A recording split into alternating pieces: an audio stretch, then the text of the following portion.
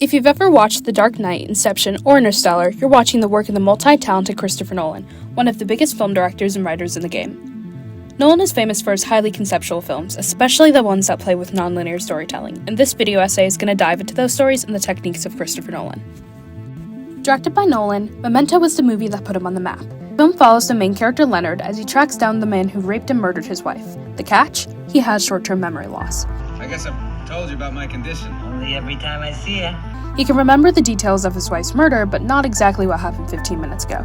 He keeps track of the people he meets and the places he goes by giving himself tattoos and using Polaroid photos. Nolan completely destroys linear storytelling, and the story is presented as two different sequences of scenes. The first is in black and white and is shown chronologically, and the second is in color and is shown in reverse chronological order to mimic the confusion Leonard feels with the short-term memory loss. That's basically the end of the movie. This stuff is the black and white stuff. This is color. And this is running backwards as a series of jumps. And what we do is we cut between the two the whole way through.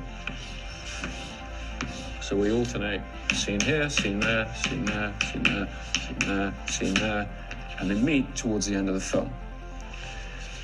But then within this, you have flashbacks to a different timeline, which is actually even earlier, somewhere around there.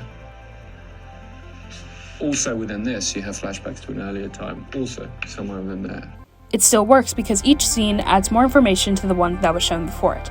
Nolan starts his story at the end with the character Teddy being killed, and as the story unfolds, you learn exactly who Teddy is and how he and Leonard got into that situation. Through non-linear storytelling, Nolan stimulates the mental state of the character to the audience. I was interested in looking at the relationship of revenge to the relationship of his perception of revenge versus the notion of whether it has any objective reality, whether it has any value outside his own head. Another Nolan film you may be familiar with is Inception, which is often considered his best film. Inception follows Dom Cobb, a thief who steals information from the minds of the rich and powerful. This talent is called extraction and can be achieved through entering a singular dream. Dom and his team are challenged with Inception, planting an idea in someone's mind, which takes multiple dreams to reach deep into the subconscious. To achieve this, the team further sedates themselves to enter a dream while they're already in one. Nolan shows the complexity of dreams by going back and forth between different layers of them, and including visual and audio clues that show the dreams are accelerated the deeper you go. For example, Dom Cobb and his team are challenged to enter the mind of Robert Fisher, who's about to inherit a billion-dollar empire from his dying father. They are told to plant the idea to break up this empire in Fisher's head and achieve this through 3 separate dream levels. The first is a rainy city, where they kidnap Fisher and introduce the idea of breaking the empire. In this layer, they put themselves into another dream. The second layer takes place in a hotel where Dom pulls the Mr. Charles ploy. He pretends to be in charge of Fisher's mental security, gaining his trust by making him think that the people who kidnapped him in the first dream put him in this dream, therefore also convincing him that the rainy city is his reality.